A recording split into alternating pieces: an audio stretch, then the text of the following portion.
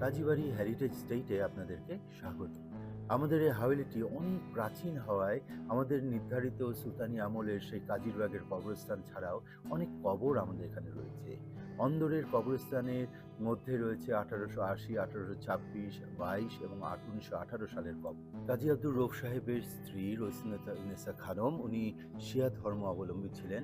ওনার ছেলে কাজী আব্দুল মালেক আমার দাদার বড় ভাইয়ের কবর এখানে। 1918 সালের দিকে ব্যারিস্টার অ্যাট ল ইংল্যান্ড থেকে পড়ালেখা করে আসেন। এরপরের কবরগুলো হলো শাসুন্নেসা 1822, 1826 সাল দারদানা বেগম এবং সাআদাতুন নেসা খাতুন 1880 সাল। আমাদের সুলতানি আমলের একটি নিদর্শন হলো হযরত শাহ মাসুদ বাগদাদী রহমতুল্লাহের মাজার।